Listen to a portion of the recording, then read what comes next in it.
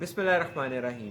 ہم میں سے جو لوگ مالی استطاعت نہیں رکھتے کہ حج اور عمرے کے لیے جا سکیں، تو کیا ان لوگوں کے درجات ان لوگوں سے کم ہیں جو حج اور عمرے کے لیے جاتے ہیں؟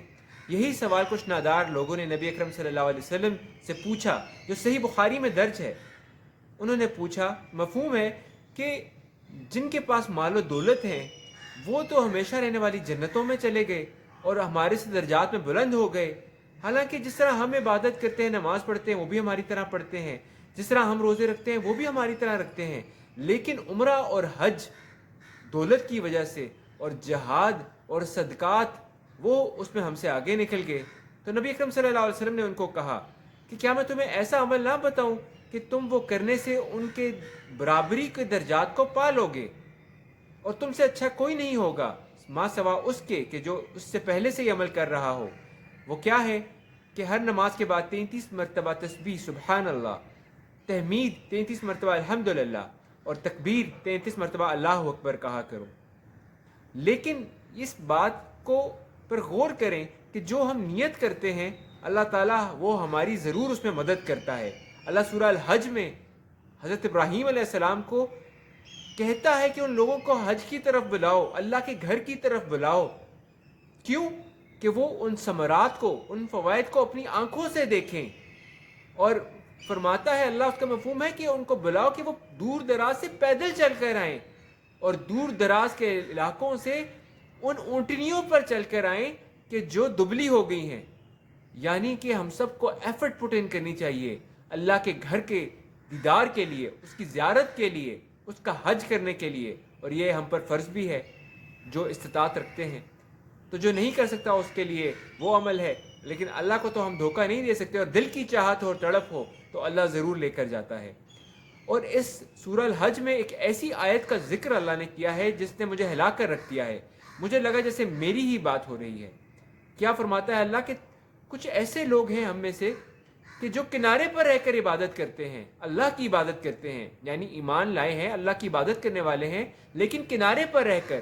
کنارے پر رہنے سے کیا مراد ہے؟ اللہ خود بتاتا ہے کہ جب تو انہیں کوئی فائدہ پہنچتا ہے تو مطمئن ہو جاتے ہیں، اور جب کوئی انہیں آزمائش آتی ہے، یعنی کبھی مال کی آزمائش یا جان کی آزمائش آئے، جب ان کو آزمایا گیا تو وہ الٹے پاؤں لوٹ جاتے ہیں۔ اللہ فرماتا ہے یہی تو کھلا گھاٹا ہے، انہوں نے دنیا بھی گوائی اور آخرت بھی گوائی۔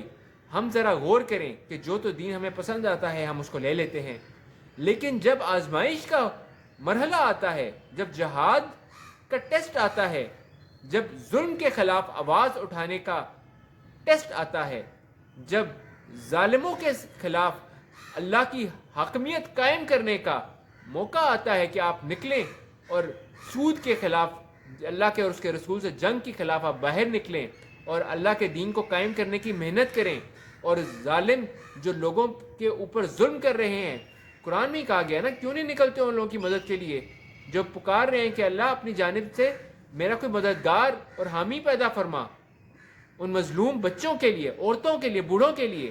تو میں اور آپ نکلتے ہیں؟ نہیں نکلتے۔ اللہ کی دین کی دعوت کے لیے نکلتے ہیں؟ نہیں نکلتے۔ جب کبھی موقع آئے تو ہم کیا کرتے ہیں؟ ہم گھروں میں بیٹھیں گے۔ لوگ نکلے نا، لوگ نکلے انصاف کے لیے، لوگ نکلے، بھوکے مر رہے ہیں لوگ، ان کو خوراک نہیں مل رہی ہے، اسٹیٹ ان کی رسپانسبلٹی نہیں لیتی، ہم بھی رسپانسبلٹی نہیں لیتے، اور اس سسٹم کے خلاف، اس سسٹم کو قائم کرنے کے لیے جس میں اللہ کی حاکمیت ہو، کیوں نکلیں؟ ہم نہیں نکلیں گے، کیونکہ ہم نے ٹھیکہ تو نہیں اٹھایا ہوا، ہم اپنے گھروں میں محفوظ رہنا چاہتے ہیں۔ تو کیا ہم اس کیٹیگری میں فال تو نہیں آتے کہ کنارے کنارے پر رہ کر ٹوکن پورا کر لیا عبادات کا، لیکن جب آزمائش کا مرحلہ آیا، جب گہرے پانی میں جانے کی بات آئی تو ہم نے کہا نہیں، ہم تو اپنے گھروں میں محفوظ رہیں گے، جبکہ اللہ ہی جانتا ہے وہ گھر کتنے محفوظ ہیں ہمارے لیے، اور اللہ ہی جانتا ہے کہ اگر ہم جہاد میں جائیں گے تو ہم کتنے محفوظ رہیں گے اور ہمارا اجر کتنا ہوگا۔ پھر اللہ تعالیٰ اس سورہ کے شروع میں ہی ہمیں قیامت سے ڈراتا ہے اور فرماتا ہے کہ اللہ کے غضب سے ڈرو میرے بندو، کہ قیامت کا زلزلہ بڑی ہی سخت چیز ہے۔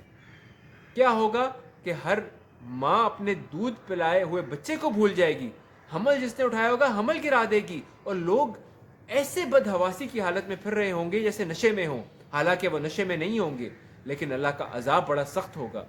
اور اللہ اسی سورہ میں فرماتا ہے کہ کچھ جو کفر کرتے ہیں ان کے لیے آگ کا لباس تراشا جائے گا. ایک تو زبان سے کفر ہے, ایک عمل سے انکار ہے کہ اللہ کا حکم آیا, ہم نے کہا نہیں, ہم تو اپنی مرضی کریں گے. عملاً ہم اللہ کے حکم کا انکار کر دیں. گناہ گار ہر بندہ ہے, لیکن اپنے گناہوں پر توبہ کریں اور اللہ کے حکم کے اوپر چلنے والی زندگی اختیار کریں.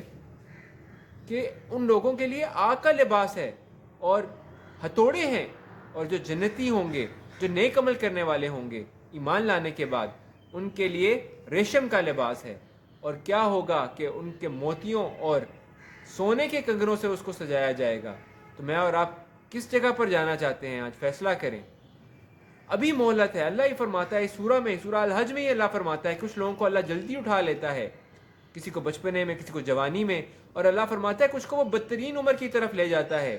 بدترین عمر سے کیا مراد؟ یعنی بڑھاپے کی عمر کے. اللہ فرماتا ہے سب کچھ جاننے کے باوجود وہ کچھ نہیں جانتے, یعنی کہ ان کا دماغی توازن ایسا ہو جاتا ہے کہ ان میں بچپنا آ جاتا ہے اور وہ چیزوں کو صحیح سے سمجھ نہیں سکتے. تو آج میرے اور آپ کے پاس مہلت ہے. میں ہمیشہ کہتا ہوں کہ جب قبر کے نیچے جائیں گے, اس گہرے کھڈے کے اندر کوئی بھی پاس نہیں ہوگا, تو اس وقت ہم کیا خواہشات کا اظہار کریں گے؟ کاش میں اللہ کا ذکر کر لیتا, کاش میں اللہ کے دین کو قائم کرنے کی محنت کرتا, اس کے لیے جہاد کرتا, کاش میں نبیوں والا کام کرتا, دین کی دعوت دیتا, کاش میں مظلوموں کی مدد کرتا, انہیں ہاتھ سے روکتا, زبان سے روکتا, کاش کہ میں بھوکوں کو کھانا کھلا لیتا, کاش میں حقوق العباد پورے کرتا, کاش میں اپنی عبادات ایسے پڑھتا کہ ان کے جو ثمرات ہیں وہ میری زندگی میں بھی آتے, سمجھ کے پڑھتا, خشوع و خضوع کے ساتھ پڑھتا.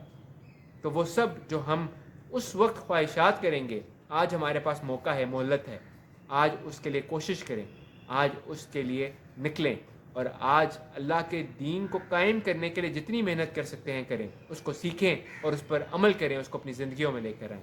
اللہ تعالی ہم سب کو اس کی توفیق عطا فرمائے. السلام علیکم.